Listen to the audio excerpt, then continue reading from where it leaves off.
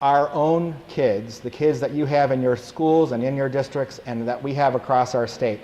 That's really what's most at risk if we're not successful.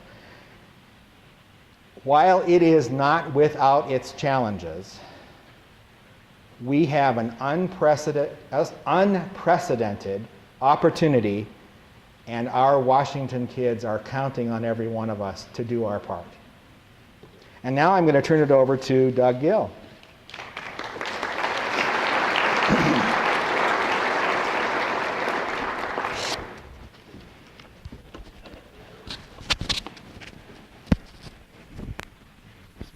We got all of you, huh?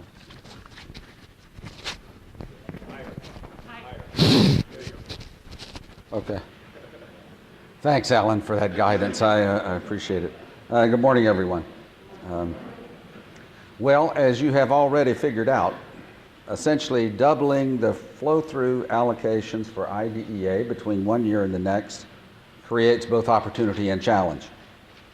The opportunity, of course, is for improving the foundations or infrastructure of our special education programs in areas such as professional development and mentoring, using both technology and assistive technology in the instructional process, facilitating response to intervention in the areas of reading, math, positive behavioral supports, and providing post-school transition services. The challenge is, of course, to be able to strategically implement these structural changes within a relatively short period of time and maintaining the requirements of the excess cost supplemental funding associated with it. I'm confident that we can create enhanced opportunities with the additional ARRA monies. We have already reviewed and approved over 200 applications for ARRA special education funds. These applications are indicative of thoughtful and intuitive approaches to improving special ed related services in our state. We've also had many thoughtful discussions with business managers and program staff that are reflected in the budget planning process. And I'm confident that we can maintain the fiscal integrity of our system when we understand the conditions upon which the additional formula grant funding is provided.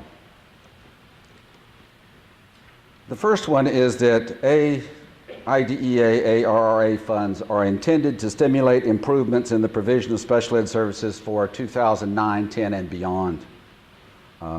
IDEA ARRA grants, formula grants, were not intended as a bailout for funding inequities that may have existed prior to 2008-9. Even the maintenance of effort flexibility option of reducing expenditures by not more than 50% of the increase in federal funds from 2008-9 to 2009-10 is intended to mitigate future state and local obligations, not to reduce expenditure obligations prior to that point in time. And as Bob indicated earlier, we have removed any carryover limitations on the IDEA ARRA funding for 2009-10. This should help to spread the full effect of the enhanced funding from 2009-10 and beyond. The second principle is IDEA ARRA funds are intended to go away. Becoming reliant on this source of funding for core services can create a potential pothole that could require even more local effort to be contributed over time if we're not careful about how we do this. This is what is meant by avoiding the funding cliff. IDEA ARRA formula grant funds should be invested in ways that do not result in unsustainable continuing commitments after the funding expires. IDEA ARRA funds are intended to improve student achievement and outcomes. A fundamental question I think we should always ask ourselves in determining how to appropriately spend these funds is, to what extent is this expenditure intended to improve the potential of increased student outcomes?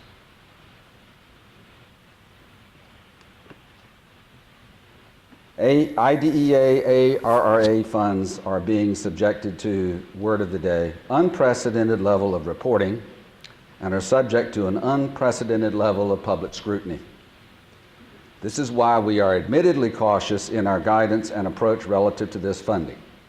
None of the existing IDEA regulations were suspended or repealed as a result of this additional funding.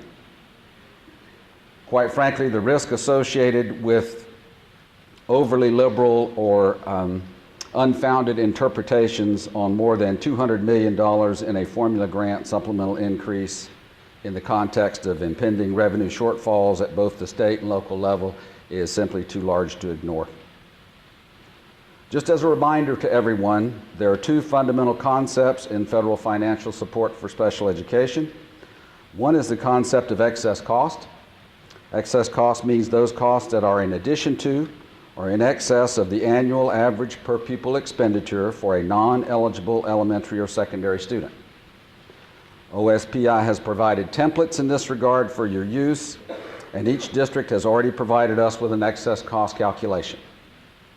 These templates are intended to assist districts in applying the excess cost concept to their budget process, and we hope that you have found this information to be helpful. The second cornerstone of federal financial support for special education is the concept of supplant, non-supplant. In other words, federal support for special education through IDEA, and in this case, the IDEA portion of ARRA, is intended to supplement and not supplant state, local, or other funds. As you are well aware, the way in which the supplant, non-supplant is determined is through the maintenance of effort calculation process that is based on the prior year. Remember, maintenance of effort is an expenditure test for the prior year state and local fund sources on an aggregate or per capita basis. OSPI has provided detailed longitudinal maintenance of effort templates for use by districts. These templates are intended to assist districts in assessing their ongoing obligation in the context of maintenance of effort over time. We hope this information has been helpful to you and that you will continue to utilize these templates. Most of you, I think, are pretty familiar with this. We've had a lot of access to these, and I hope that's been helpful, and it's the kind of thing you'll continue to use over time. They're not intended to be one-time opportunities. But working knowledge of the concepts of both the excess cost and the supplant, non-supplant provisions through the maintenance of effort calculations, I think can serve as the guidepost and parameters for safely navigating the fiscal issues associated with the IDEA portion of the ARRA funding. For example, you might find it helpful to always ask yourselves in allocating IDEA, ARRA funds, two fundamental questions. One is this allocation indicative of an excess cost? And two, can this allocation be justified in the context of the supplant, non-supplant provisions of IDEA? As you are all very much aware, there are lots of moving parts associated with this. We need to be careful in our applications of the various moving parts so that we don't inadvertently create, exacerbate, or simply overlook the very problem we may be trying to solve because we didn't line up all the pieces to begin with. Probably the best analogy that works for me is trying to play chess on 3 different levels at the same time. So when you move a piece here, you have to realize that it moves a piece on the bottom as well. And all of these things sort of interconnect in a way. It isn't that we can't do it. We just need to be thoughtful about this in a way in which we can make it work. We've provided you all the guidance that we have received from the Office of Special Education Programs since the 1st of April. April 1st, April 13th, July 1st, and again, the most recent use of funds. As you're aware, this guidance has become more and more and more specific as it has been issued. As I think states begin to realize and start to apply the money, the guidance simply becomes more narrow to some extent, and I think is actually going to be helpful to us. We expect there will be lots of revisions in the process. We anticipate that. We'd love to be able to staff up to do that, Alan, but we're on the same sort of system everybody else is. We look forward to working with you over the next day and a half now. We realize that you have very significant and unique questions that apply to your own situations that we can't always deal with in a general situation, but we're going to try to deal with those as much as we can through the next day and a half. We also have a session on coordinated early intervening services, or CEIS, as it relates to response to intervention right after this session, and I think there's some unique pieces associated with that. My advice to you is be careful, be very careful. I've said that I think consistently since about February when this first started to come out. And it's because of the nature of the different moving parts.